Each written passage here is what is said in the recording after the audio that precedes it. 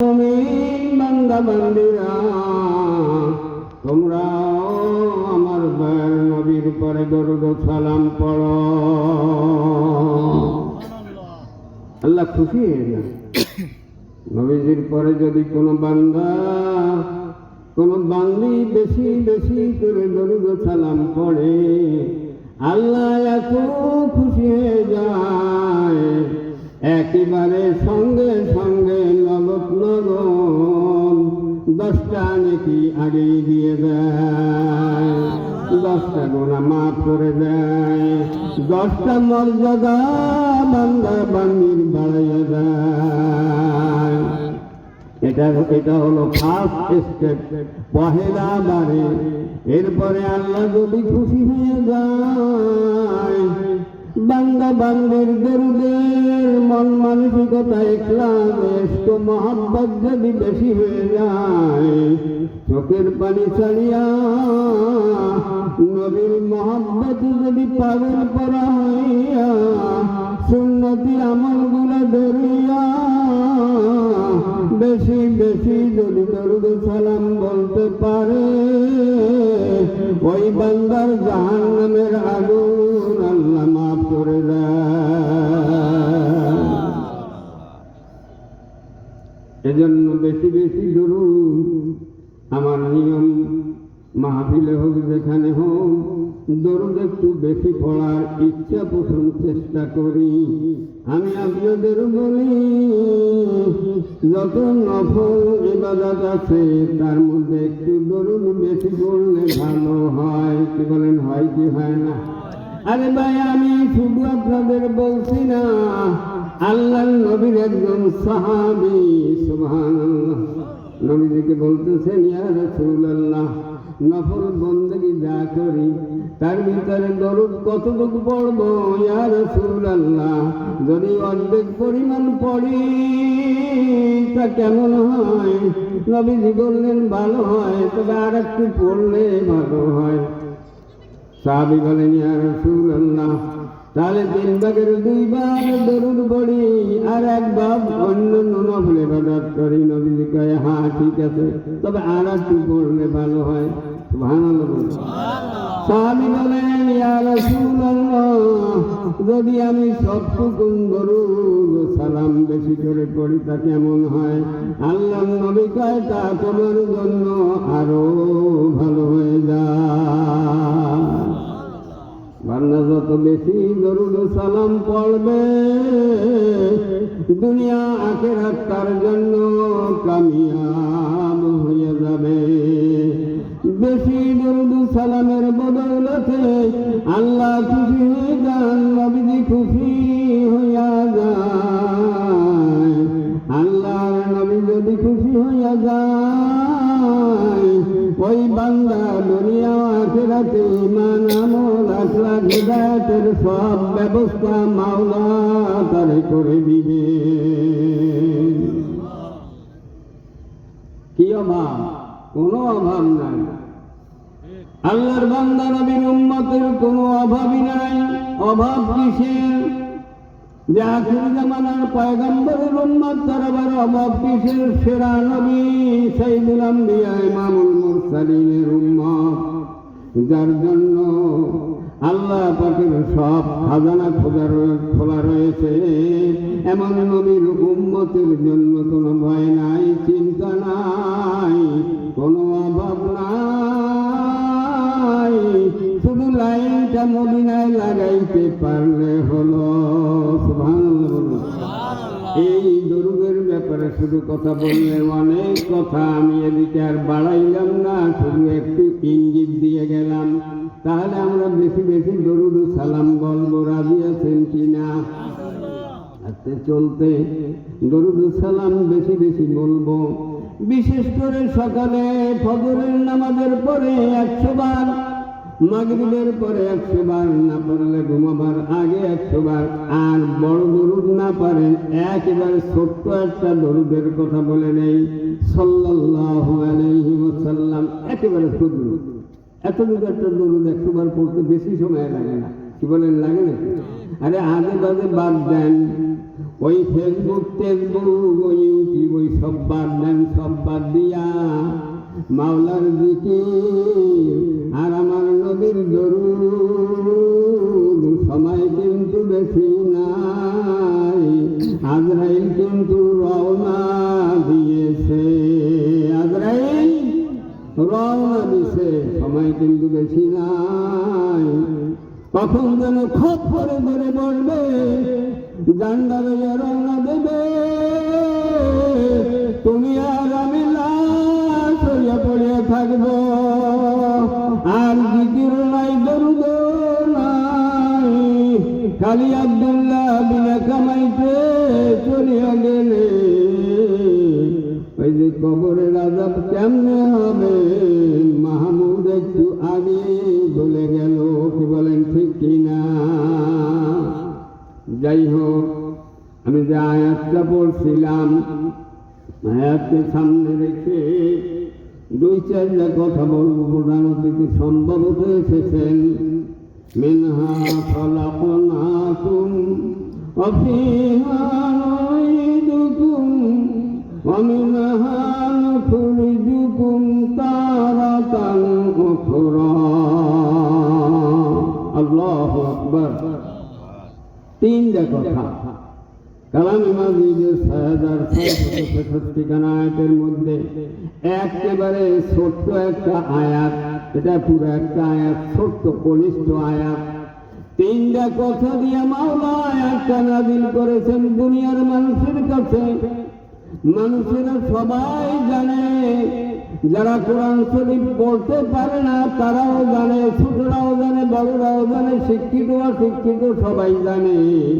কারণ মানুষ মরে গেলে মাটি দেওয়ার সময় এই আয়াতটা পড়ে। কি বলেন, পড়ে না? মিনহা খালাকনাকুম ওয়া ফিহা নুঈদুকুম ওয়া মিনহা নুখরিজুকুম তারাতান উখরা। এবারে মাটি দেয় না? আমরা মনে করি এটা মাটি দেওয়া দোয়া। মাটি দেওয়ার দোয়া না, এটা আল্লাহ পাকের একটা হেদায়েতের বাণী। খালি মাটি দিয়াই যাইও না। কি কথা বললাম, কি কথা বলিয়া মাটি দাও বান্দা, বুঝিয়া শুনিয়া দাও। কি বলিয়া মাটি দাও? তো বুঝে শুনে দাও। কি বলতেছো বান্দা? তোমার নিজের দিলকে বুঝাও, তোমারে বুঝাও। আল্লাহ তোমারে মাটি দিয়ে বানাইছে, আবার ওই মাটির মধ্যে তোমারে ঢুকাইয়া দেবে। বেশি দিন থাকতে পারবা না, আবার তোমারে ওখান থেকে অনুখরিজুকুম তারাতান উখরা, আবার আমি তোমারে মাটির মধ্য থেকে উঠাইয়া নেব। তিনটা কথা শুনতে বোঝা যাচ্ছে একেবারে সোজা, কিন্তু কথাগুলো কি সোজা? বড়ই কঠিন, বড়ই কঠিন কথা। অনেক সময়ের দরকার। ছোট্ট এই তিনটা শব্দ দিয়া একটার যদি তাফসীর করা হয়, ব্যাখ্যা দেওয়া হয়, এক রাতেও এর তাফসীর শেষ করা যাবে না। সকল বলুন সুবহানাল্লাহ। পহেলা কথা হলো মিনহা খালাকনাকুম, আমি তোমাদেরকে মাটি দিয়ে বানাইলাম। কি দিয়ে বানাইছে? সোনা দিয়া না, রূপা দিয়া না, ইস্পাত দিয়া না, পাথর দিয়া না, মাটি দিয়ে বানাইছে মানুষ। মাটির মানুষ আমরা। এত অহংকার আছে কি দিয়া? এত গাম্ভীর্যতা কেন? এত তাকব্বুরি কেন? এত আমিত্ব বড়ত্ব কেন? নিজেকে এত বড় মনে করো কেন? নামাজের কাছে যেতে ভালো লাগে না কি জন্য? মানুষকে অবহেলা করো, ছোট মনে করো। বাম হাতে সিগারেট টানো, বড় বড় সোনার চেন গলায় পরিয়া পরের ভিটামাটি উচ্ছেদ করে নিজেকে বড় মনে করো, পাওয়ারফুল মনে করো। দুনিয়াকে একেবারে শ্মশান বানাইয়া যাও, ক্ষমতার পাওয়ার দেখাও। তুমি তো কিসের তৈরি? তুমি যে বেটা, মিনহা খালাকনাকুম, তোরে যে আমি মাটি দিয়ে বানাইছি। মনে কর, মাটি দিয়ে বানাইলাম, কয়দিন থাকবি? কয়দিন থাকবি? বেশি দিন থাকতে পারবি না। বেশি মাতুব্বরি যদি করো, বেশি মাতুব্বরি আমি আল্লাহ সহ্য করি না। এই জগতে মাতুব্বার যে কয়টা হইছে, ওই কয়টার ঢাল করিয়া আমি পানির মধ্যে চুবাইয়া চুবাইয়া মারছি। মারে নাই?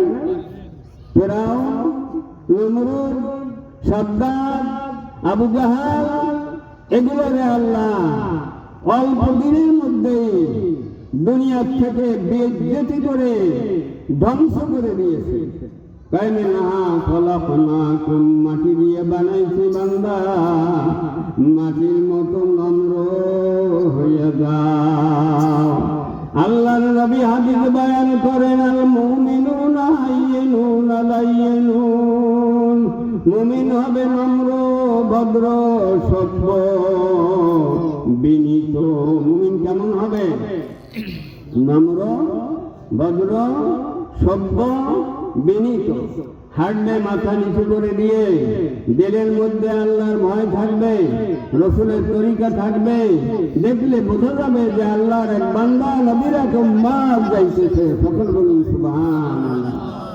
আমাদের মধ্যে জ্যামটিয়া হাঁটি চলি, কথাবার্তা, ভাব ভঙ্গি, মনে হয় কেমন আমি একজন রাজা। আল্লাহর বান্দা নবীর উম্মতের মধ্যে থাকবে নমনীয় ভাব, চোখে থাকবে পানি, জবানে থাকবে জিকির ও দরুদ, চেহারার মধ্যে থাকবে নূর ঝলমল করা। কয়দিনের দুনিয়া? ভালোবাসি কারে? আল্লাহ। ভালোবাসি কারে? নবীজিরে। হুকুম মানি কার? আল্লাহ। সুন্নাত মানি কার? রসুলের। কলমাওয়ালা মুমিনের ভাব হয় এটা। এটাই হলো খাঁটি মুমিনের লক্ষণ। কিন্তু আমাদের মধ্যে তা পাওয়া যায় না, উল্টা। এরপরে মনে করি আমি একজন মুমিন। যাই হোক, মিনহা খলাকনাকুম, মাটির থেকে বান্দা করে বানাইলাম। অল্প কয়দিন সময় দিছি, কয়দিন দিছি তা বললাম না। 5 দিন হতে পারে, 5 মাস হতে পারে, 5 বছর হতে পারে, 5 ঘন্টাও হতে পারে, 5 মিনিটও হতে পারে। কি বলেন ঠিক কিনা? এই মাটির মানুষ তোমারে যে কয়দিন আমার আসমানের নিচে জমিনের উপরে রাখবো, এই কয়দিন তুমি ওই কবরের সম্বল জোগাড় করিবা।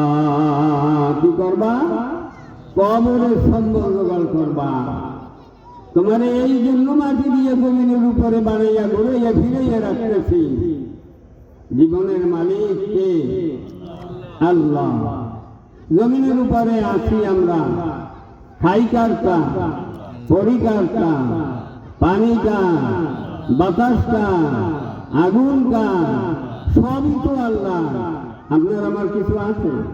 আল্লাহর খাইয়া, আল্লাহর পরে, আল্লাহর নিয়ামত ভোগ করিয়া, আল্লাহর হুকুম মানিয়া, আল্লাহর একজন আবেদ বান্দা হইয়া কবরে যাও। এজন্যই তোমার এই মাটির মানুষ তোমার দুনিয়ার জিন্দগি দিলাম। এই দুনিয়ার জিন্দগির মধ্যে আপনাকে কি করতে হবে? নেক আমল করতে হবে। আল্লাহ তাআলা সূরাতুল মুলকের মধ্যে বলেন, কোন সূরা? আপনারা কি কোরআন শরীফ পড়েন? যদি পড়েন আলহামদুলিল্লাহ, আর যদি না পড়েন তাহলে বলুন যে আগামীতে আমরা পড়ব। কোরআনে কারীমের সূরা সূরাতুল মুলক। সূরাতুল মুলক আপনি দৈনিক যদি পড়েন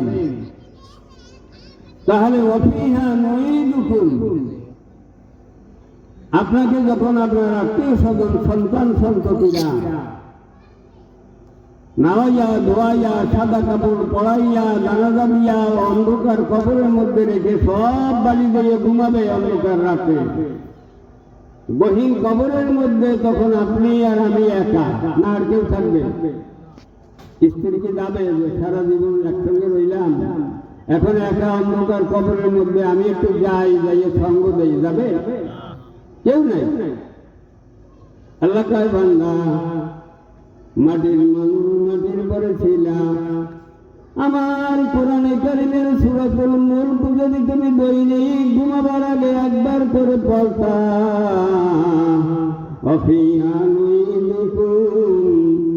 ওই কবরের মধ্যে আমার সূরা মুলক তোমার জন্য দারোয়ান হয়ে দাঁড়াইয়া যাইত। কেউ নাই, আপনারা আল্লাহ তাআলা কবরের মধ্যে অনুভূতি প্রাণ দিয়ে দিছে। আপনার চোখ খুলে গেল, তার করে চোখ খুলে দেখতেছেন আপনার কবরটা আলোয় আলোকিত হয়ে গেছে। কি রে, আলো আসলো কোথা থেকে? কে তুমি? এক সুন্দর অবয়বের সুন্দর চেহারার এক যুবক আপনার কবরের মধ্যে। আপনি বলতেছেন ভাই তুমি কি আমার এই মহাবিপদের মধ্যে গরম লোকার কবরের মধ্যে আলো জ্বালিয়ে তুমি আমার পাশে, তুমি কে? তখন বলবে তুমি সারা জীবন ঘুমাবার আগে সূরাতুল মুলক তেলাওয়াত করতে না, আমি সেই সূরাতুল মুলক নূর হইয়া তোমার কবরের পাহাড় হয়ে আছি। তোমার কোনো ভয় নাই, তুমি নিশ্চিন্তে ঘুমায় যাও। বলুন সুবহানাল্লাহ। আল্লাহর নবী বলেন, আল্লাহর নবীর একজন সাহাবী আব্দুল্লাহ বিন ওমর রাদিয়াল্লাহু তাআলা আনহুকে বলছেন, নবীজি আব্দুল্লাহ শোনো, 5 ওয়াক্ত নামাজের সময় ফরজ নামাজের পরে, ফজর এবং মাগরিবের পরে 3 বার সূরা ইখলাস, সূরা ফালাক, সূরা নাস 3 বার করে সূরাগুলো ফজর এবং মাগরিবের পরে যদি পড়ো, আর একবার করে যদি যোহর, আসর আর এশায় পড়ো। ভালো করে বুঝে নেন। নবীজি বলেন তুমি যদি ফজর এবং মাগরিবের ফরজ নামাজের পরে 3 বার করে সূরা ইখলাস, ফালাক, নাস তেলাওয়াত করো, আর আসরে, জোহরে, আসরে আর এশায় যদি একবার করে তেলাওয়াত করো ফরজ নামাজের পরে, ফাহুয়া ইয়াকফিকা, এই তেলাওয়াত তোমার জন্য দুনিয়া এবং আখিরাতের জন্য যথেষ্ট হয়ে যাবে। আমরা তো আমাদের কল্যাণের জন্য, ভালোর জন্য, আমাদের উপকারের জন্য কত কষ্ট করি, কত মেহনত করি। আমার বিপদ না হয়, আমার রোগ না হয়, আমার অর্থনৈতিক ভালো হয়, আমার ব্যবসা বাণিজ্য ভালো হোক, আমার সব কিছু ভালো হোক, আমার ছেলে মেয়ে ভালো হোক, আমার স্ত্রী ভালো হোক, আমার সব ভালোর জন্য আমি পাগল করা হয়ে যাই। এত কষ্ট করি, এত খাটনি খাটি, কিন্তু ভালো হয় না, রোগ ছাড়ায় না, ছেলে কথা মানে না, স্ত্রী কথা শোনে না, কত সমস্যা, সমস্যার কোনো অন্ত নাই। কি বলেন, আছে না নেই? সমস্যার আর কোনো অন্ত নাই। আল্লাহর নবী বলেন তুমি যদি ফরজ নামাজের পরে এইভাবে 3টা সূরা তেলাওয়াত করতে পারো, ফাহুয়া ইয়াকফিকা, এই তেলাওয়াতের আমল তোমার জীবনের জন্য, সব কল্যাণের জন্য যথেষ্ট হয়ে যাবে।